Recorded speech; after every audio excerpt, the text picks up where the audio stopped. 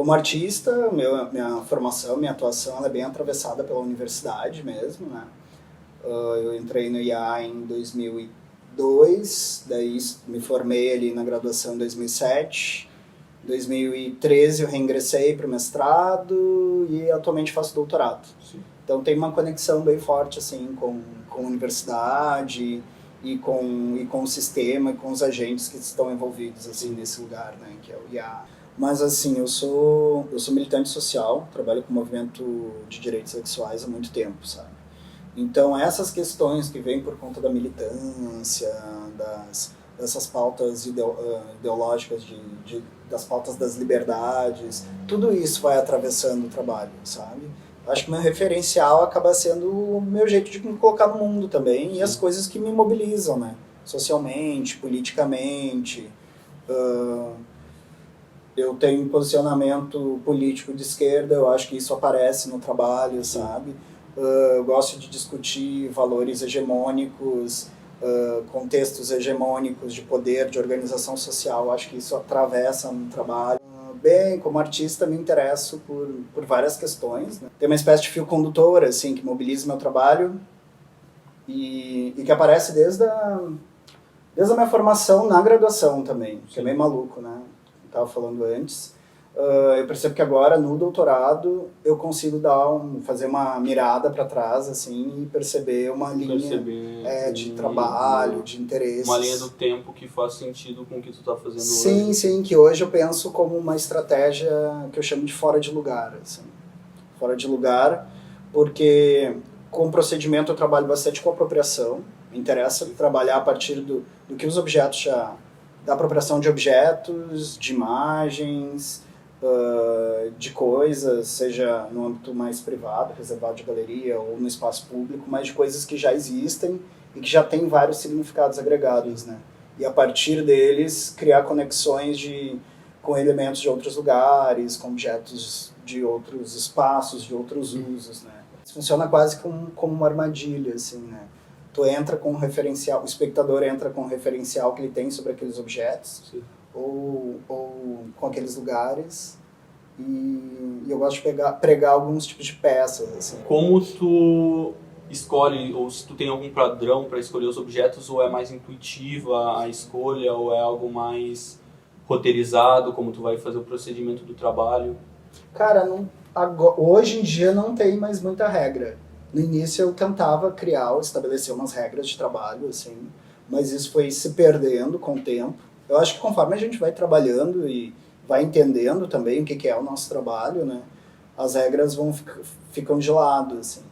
Eu posso te dizer que, assim, o primeiro trabalho que eu realizei e que eu identifico como um ponto-chave, assim, de opa, aqui tem alguma coisa interessante para se investigar como poética, foi um trabalho que eu chamo de Nossa Senhora do Relax, que é um trabalho de 2007, que foi uma junção super espontânea, assim, que aconteceu no ateliê. Eu já trabalhava com imaginária religiosa, né?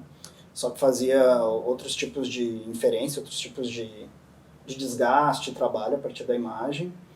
E nessa ocasião eu lembro que eu cheguei, e daí por conta disso eu já colecionava muita imagem. Sim. Né? Até hoje, meu ateliê tem muitas coleções aí, como tu tinha falado antes, assim, de bibelôs, de brinquedos, de imagem religiosa, de imagem de cerâmica, de gesso e tal. E eu lembro de estar caminhando na rua e achar um Discman da Barbie, todo rosinho, assim. Sim. Tinha o fone e um Discman de brinquedo, assim. Eu peguei aquilo, botei no bolso. Quando eu cheguei em casa, botei na estante, encaixei, assim, muito displicentemente, encaixei naquela santa, que era uma Madonna, assim, segurando o Menino Jesus. E o negócio parece que fez um estalo, assim, Deu, opa, tem alguma coisa aqui que eu não sei o que é. Foi meio que um disparador para começar a pensar nessas questões. Sim. Daí, a partir disso, eu levei como projeto final na graduação, que foi em desenho, que eu queria investigar o que tinha acontecido ali, né? Que tipo de operação tinha ocorrido, o que significava tudo aquilo ali, né? Sim. Daí sim começaram algumas regras. Daí será que para fazer sentido tem que ser brinquedo com imagem religiosa? Sim. Será que para fazer sentido tem que ser algo colorido com algo branco? plástico? Será que tem que ser algo de plástico com algo mais rústico, com gesso? Porque isso me ajudava a entender, mas logo depois eu fui perdendo as rédeas do trabalho. Eu acho que ele foi assumindo as rédeas. Eu acho que o humor é uma peça-chave, uma figura de linguagem importante nos meus trabalhos, justamente pela potência que ele tem de dizer coisas sem dizer e de deixar o jogo aberto, né? Esse encontro de coisas, de materiais, de lugares diferentes, sentidos diferentes, também me interessa muito. Essa materialidade, às vezes, ordinária, sabe? Ah, é um brinquedo, é plástico, é borracha. Não fiquei horas montando, esculpindo, porque, assim, não preciso, se a coisa já está dada, já está ali. Os títulos me interessam também, eu penso bastante nos títulos do trabalho, sabe? É como se triangulasse a obra, a bagagem do espectador com a obra e o título, como se de certa forma isso triangulasse para produzir algum tipo de sentido, mas que é um pontapé inicial. Como tu sabe que a obra está pronta? Eu acho que a gente vai, conforme o nosso repertório ele vai se constituindo, assim, tu vai sabendo a hora de parar, né? Mas eu tenho trabalhos que demoraram alguns anos para se resolver. Só que o jeito que a forma final, né? O jeito que ela aparece é como se fosse algo bem simplificado, sim, como se eu não tivesse feito nenhum tipo de operação ali, como se realmente só tivesse juntado. Sim. Mas são trabalhos muito cerebrais, eles são muito pensados. Por conta disso, alguns trabalhos demoram anos para ficar prontos, assim. E para ficar pronto, às vezes para montar uma Vênus, que é uma obra que eu tenho no acervo do MAC, que é uma bainha, uma saboneteira com uns anjinhos e uma bonequinha.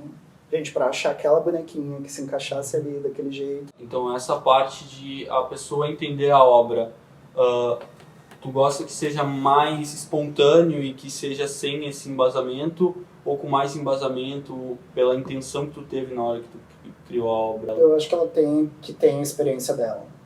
Porque como as imagens, as escolhas que eu faço de objeto, dos objetos, das imagens, dos lugares, elas já são carregadas de sentido, assim. Isso é só uma porta de entrada. As conexões são múltiplas, sabe? Eu acho que isso é o gatilho mais legal que me interessa e que eu tenho e que me intenciona enquanto eu vou quando eu crio um trabalho. Eu acho que quando o trabalho ele é muito literal, ele acaba ensimesmado, assim, falando dele mesmo e não me interessa isso. Eu gosto que coisas pulsem no trabalho, sabe? Por isso que a ironia me resolve muito essa questão, que é um problema, né? Um problema estético, assim. Que a ironia, ela deixa tudo aberto, assim. Ela é um gatilho. Eu tô falando de uma coisa sem tocar no assunto. Exatamente. Né? Ou por outra via eu tô falando daquilo. E ela acaba ficando com uma porta aberta, que daí o espectador entra com a sua contribuição, né? Claro que eu tenho uma intenção inicial, mas ela se perde muito, muito rapidamente. Isso eu tive uma experiência bem legal e que foi bem transformadora durante a dissertação de mestrado, que eu tenho uma série de lambes que se chama Sorria, assim, que é Sorria, você está sendo abençoado, que é uma imagem do Sagrado Coração de Jesus Cristo e tem essa inscrição, sabe? Foi um trabalho que começou com um carimbo, que eu carimbava as pessoas, lugares, coisas, assim, e eu acho que isso funciona na rua, assim. Daí produzi ele numa mostra de artes em Juazeiro do Norte, no interior do Ceará, que é a terra do Padre Cícero, que é um lugar super religioso, assim, intuitivamente alguma coisa me dizia que esse trabalho funcionaria nesse lugar. Só que é um trabalho super ácido, super crítico, né? É uma imagem de Cristo dizendo que não adianta, se tu já olhou, tu já se fudeu, porque tu tá sendo controlado, sabe? Tu não tá fora disso, é o grande olho te mirando, assim. Quando eu montei esse trabalho em 3 lugares diferentes. A primeira vez foi em Caxias do Sul, aqui numa galeria, então eu forrei toda uma galeria com ele. Então, num lugar onde a gente vai para contemplar objetos, admirar objetos, tu entra e tu é contemplado por essa imagem massiva, assim, né, com esse olhar, e sorria, você está sendo abençoado, querendo ou não. Lá teve essa experiência. Aqui em Porto Alegre, como a disputa ideológica é maior, né, na rua, Eu colo, toda vez que eu colo ele não para muito tempo, ou ele é encoberto com alguma coisa, ou ele é rasgado, ou tem alguma inscrição do tipo, a igreja é uma merda, Deus não existe. Daí fazem batonzinho no Cristo, selinhos e não sei o que, queer, não sei o que lá. Só que em Juazeiro do Norte ele ganhou uma dimensão muito, muito maluca. Porque lá a questão irônica do deboche ela se desfez completamente, porque a imagem religiosa era muito, muito forte. A mesma obra, a mesma imagem, o mesmo procedimento, porque um lambe, quando tu cola na rua, tem toda uma intenção de provocação, de ocupar o espaço, de ser meio marginal, assim. Lá as pessoas pediam pra eu colar na frente da casa delas e dentro da casa delas. Tipo, algo só que era um Cristo, sabe? Era muito louco. Daí, porra, o que eu tô fazendo? Daí eu, não, mas o trabalho não é mais meu. Então a intenção se desfez ali completamente. A gente, claro, intenciona, né? Eu acho que o que mobiliza o trabalho do artista é a intenção, mas assim, tu não tem controle nenhum sobre o que ele significa. Que bom que não tem, sabe? Isso é o mais legal do trabalho.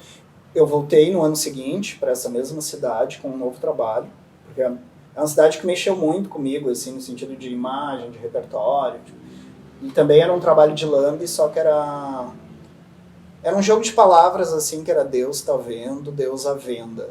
Era isso, assim. Sim. E com umas letras que pareciam letras de liquidação, são letras modulares, então posso montar esse trabalho de qualquer jeito. E daí quando eu comecei a colar esses lambes lá, não rolou, não bateu, porque era literal demais, porque a coisa do comércio era... Sim.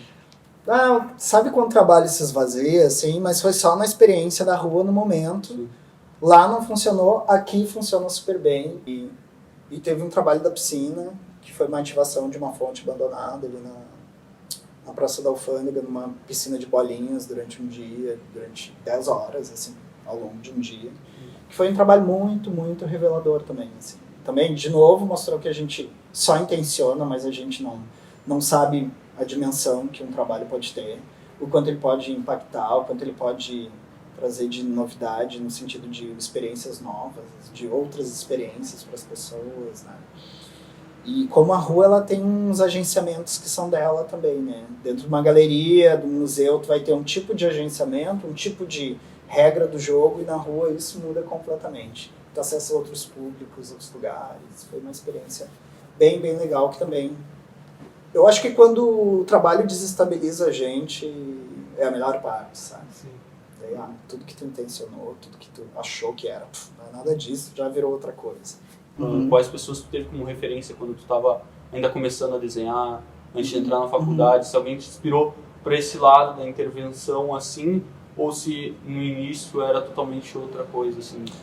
Assim, como referência, eu acho que eu enveredei para tentar entender o que os objetos já tinham, assim, por que seria interessante para mim trabalhar com isso. A partir de um estranhamento, uma obra da Lia Mena Barreto, que até está em exposição agora lá no Marques, que ela é do acervo, só que é uma obra super difícil, que é o Ratão, que é um rato de pelúcia gigante e um triciclo, assim. Cara, e foi numa disciplina, talvez até a mesma que vocês estão fazendo agora, eu acho que era Fundamentos da Arte, era Introdução à Arte. Era para analisar ir no museu, numa exposição, analisar uma obra e fazer um comentário crítico. Daí eu fui lá, que ridículo, um ratão. Porra, conforme eu fui entrando naquele universo, e no universo da artista, fui me seduzindo de um jeito, assim, que eu... Porra, mas tem tanta potência, né? Tanto que a Lia é uma super referência para mim hoje. Uma figura próxima também, já trabalhei com ela também. Muito legal. E daí, assim, eu só fui deixando a coisa mais complexa. Daí o Nelson Lerner, que é um artista atuante desde os anos 50, velhinho até hoje, mas que trabalha bastante com apropriação e objeto. O Leon Ferrari, que é um artista argentino, que daí ele tem uma coisa mais ácida com a religião católica mesmo, assim. Liliana Porter, toda a galera. Duchamp, que vem lá pela referência dos dadaístas, né? Se não fosse o cara com o seu gesto célebre roubado ou não ninguém sabe direito, mas aquilo ali mudou as perspectivas da gente se relacionar com a arte, com os espaços de arte, com os públicos de arte, completamente, com a fonte. É um gatilho muito importante, a galera mais pop, assim, a galera do pop mesmo. Acho que essa é a minha família de artistas. Assim. Qual a sua parte favorita de ser artista? Eu sou leonino, então eu acho ótimo ser artista, ser reconhecido. Não, tô brincando. Não, é verdade, é verdade. Eu acho que é legal tu deixar algum tipo de legado, assim, sabe? Deixar algum tipo de produção que continue vibrando, sabe? Tem questões do trabalho, e trabalhos que eles já são da vida, já são do mundo, já são dos lugares, sabe? Não são mais meus. Eu acho que também tem a possibilidade de tu criar um objeto que continue com uma certa potência, inspirando questões, inspirando diálogo, inspirando conversas, inspirando trabalhos. Isso é muito legal. Essa ideia de criar coisas que vão continuar vibrando é muito legal, sabe? Vai além de eu fiz um trabalho que está no Marx, não sei o quê. Pô, eu adoro ver como um trabalho meu que está num acervo, que esteja num acervo legal, assim, que eu curto, respeito, ele volta e entra numa exposição, sabe? E daí é como se ele fosse ativado de novo, e daí vem outras questões. Tem um trabalho que ficou super forte, assim, depois do bafo todo da Queer Museu, que é um trabalho de 2008, são dois viadinhos se olhando, um viadinho de borracha e um viadinho de porcelana, se chama Reconhecimento. Na época que eu montei esse trabalho, na época que ele surgiu, era quase que um estudo, bem sinceramente, um estudo formal, assim, né? Dois viadinhos quase que na mesma posição, se olhando. Pô, legal, fechou. Tem esses aspectos formais que me interessam, né? Do tipo, não é um viadão, um viadinho. Tudo deu certo, se amarrou uma composição, formalmente ficou legal. Dela foi para uma exposição, ganhou uma outra leitura. Ela foi para o Rio de Janeiro, ganhou uma outra leitura. Quando ela vai para o Marx, ela ganha uma outra leitura. Essa discussão LGBT, de direitos sexuais, de liberdades, né, não era a primeira intenção do trabalho. Era um trabalho formal. Claro que eu reconheço tudo que está associado à imagem de um Bambizinho, do Bambi da Disney, e de um Bambi de porcelana, a ideia do viado. E o nome do trabalho é Reconhecimento, porque os dois estavam se olhando. Agora, a amplitude que teve esse trabalho, isso me satisfaz, assim, de produzir alguns objetos que continuem vibrando, sabe? Que não se encerrem neles mesmos, assim. Eu sou professor também, não esqueci de falar, dou aula no Instituto Federal, dou aula de gestão e produção cultural. E eu digo para os alunos, assim, que a arte não serve para nada, mas ela faz sempre a diferença, sabe? Ela é aquela vírgula que tu coloca no cotidiano, na coisa linear, é quando a coisa se abre, é quando cria uma nova possibilidade, sabe? Um público que absorve ou que se relaciona com mais facilidade, com menos condicionamento, com menos preconceito com o meu trabalho, normalmente é um público que não é público de arte. Isso é muito curioso. E que deixa o trabalho muito mais aberto, muito mais potente. Então, às vezes, eu prefiro muito mais o tiozinho da padaria da esquina, vendo o trabalho, rindo, chorando, lembrando que aquele objeto ele tinha na casa, ele tem na casa dele, aquele quadro brega, mas que para ele é super importante, e que daí no contexto da arte vai... da arte acadêmica, da arte erudita, não vale, ou não vale tanto. Vai ter uma diminuição de valor. Para mim, essa leitura desse público é muito gratificante. Isso volta para o trabalho, sabe?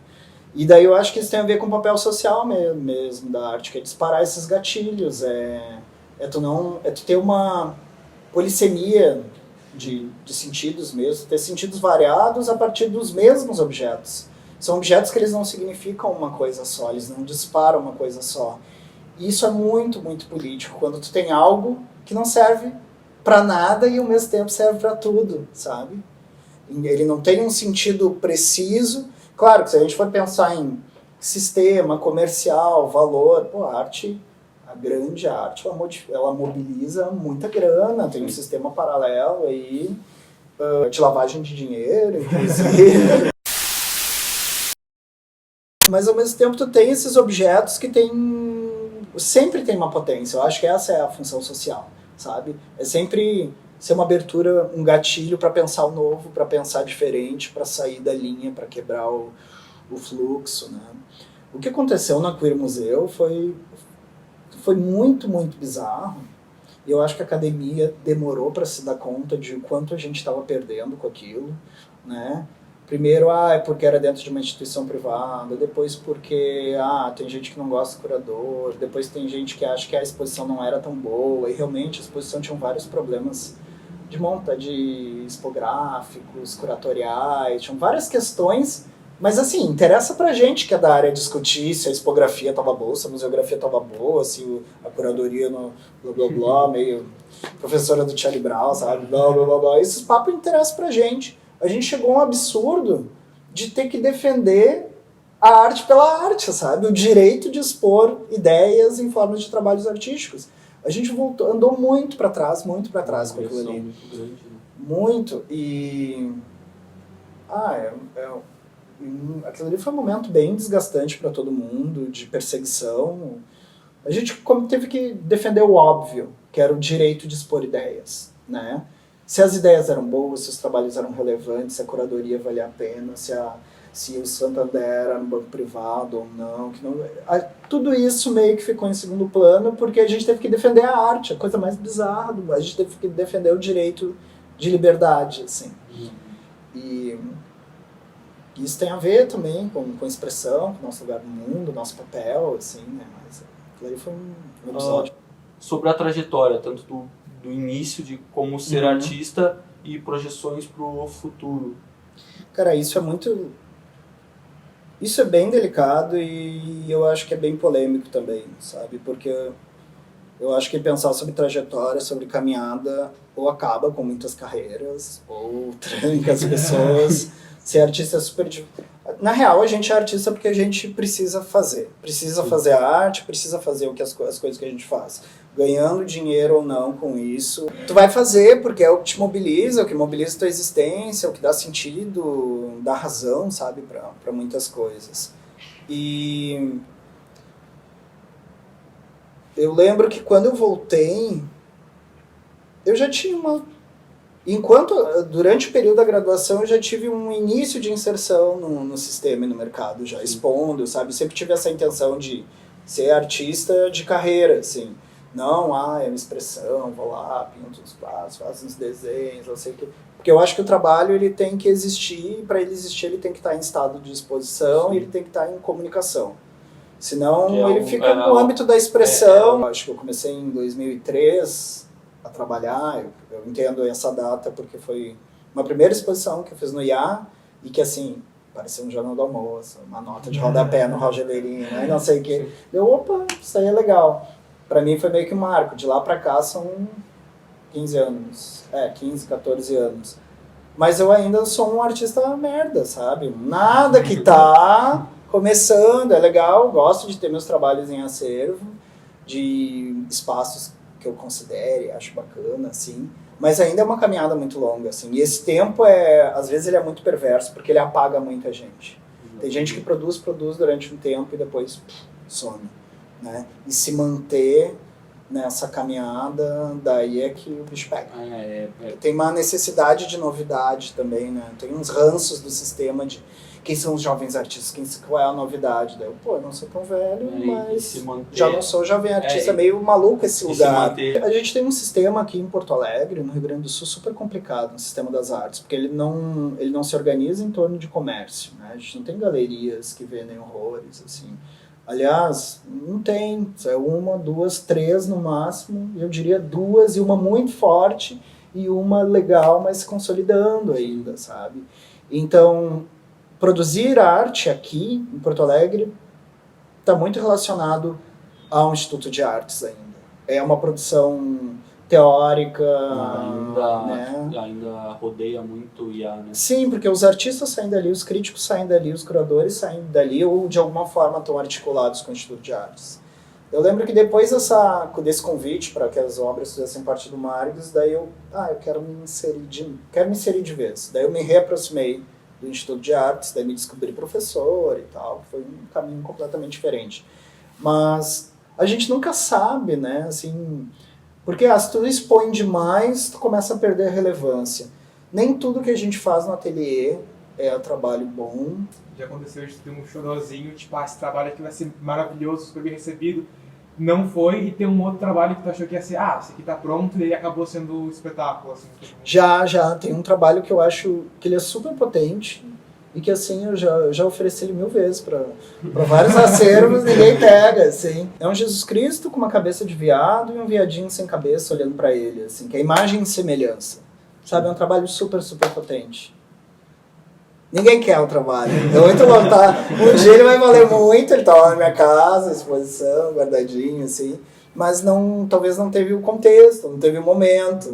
Outra tese. Então, eu tô no meio dela. Eu tô trabalhando a partir de um suporte que é o quebra-cabeça. É um jogo de quebra-cabeças. Eu me apropriei de imagens dessas paisagens kit, assim, de essas cenas bem bucólicas. É uma casinha, um chalé, uma montanha, os bichinhos que tem casa de vó, casa da gente, casa da tia, assim. Eu descobri que são várias, acho que são algumas dezenas dessas imagens. No meu imaginário existia só uma, duas, três, não variavam muito, né? Eu encontrei essas imagens em Juazeiro do Norte e já me instigava, assim, eu ficava bem intrigado também de o quanto essas imagens já se misturavam no nosso imaginário, né? Tinha uma questão de memória ali meio bagunçada, assim. E daí eu me apropriei, adquiri mesmo as imagens, fiquei com um tempão com elas guardadas no ateliê e comecei a investigar elas quanto suporte artístico, assim.